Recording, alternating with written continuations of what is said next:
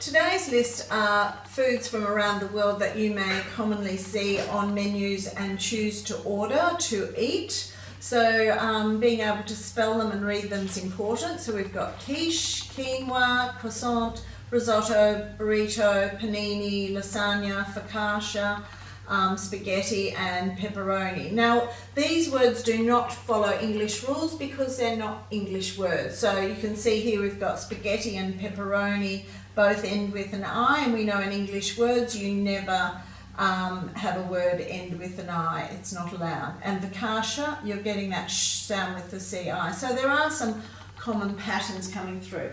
Let's go through and have a talk about what each of these foods are. So a quiche is a baked tart with a savoury filling containing eggs.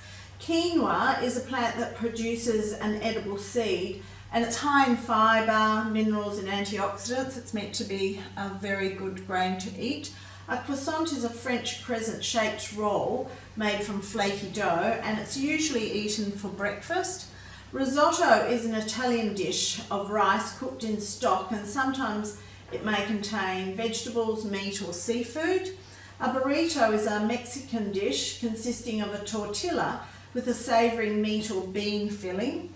A panini is a sandwich made with an Italian bread roll that's usually toasted.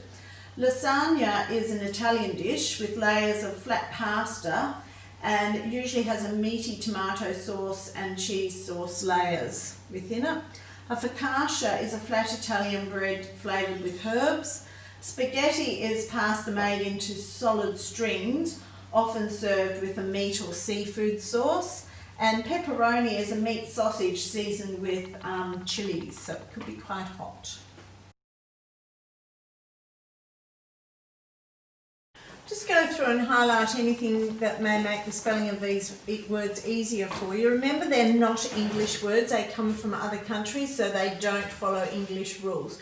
So we know in English words we can't have a word ending in I, so that's these two words are definitely not English words, and we've got panini there too. So they're telling you they probably come from Italy. So looking for the little hints within the words will help you to recognise where they come from. So write the name of the food underneath its picture. We want you to label these pictures.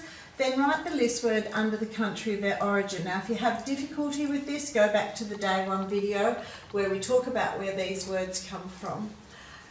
Fill in the gap with the missing list word, have a think about their meanings, and that should help you to identify the word that needs to slot into each of those sentences. Don't forget to go through each of these words before you start and highlight any of the common spelling patterns that you can see in there or any of the tricks. In this section we want you to write a list, 3 ingredients for each of these foods, so think about your punctuation when you're listing, and if you need some help with that, we covered this in the day one video, so you may need to go back and have a look at that. Now write a sentence for each list word given here. Try and make them interesting and use some descriptive language within each sentence. Now down the bottom we want you to write a procedural text explaining how to make spaghetti with your choice of sauce. So list your ingredients, don't forget your punctuation once again, and then the steps for making the sauce for your spaghetti.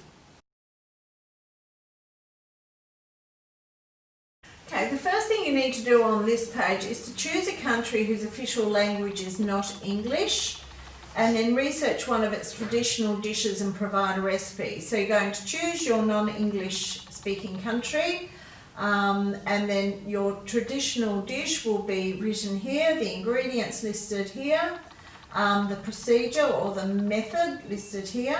Then down the bottom we want you to design a multicultural dinner menu. Include foods from as many places as you can which you think will work well together. So you've got to write down your theme, so choose that first, then write a couple of entrees, a soup, a main, a dessert and a salad in there. Now why did you choose these foods? What experience are you creating for your guests? So your theme and your reasons could be, you could have a common ingredient in each course. So you might say, oh, I really like chili, so I'm going to show you how you can have a chili in each of those different courses. It could be that you just choose a whole pile of unfamiliar foods that you've never tried before as an eating experience. You might just choose recipes that are easy or easy to serve and eat if you're having a big group of people.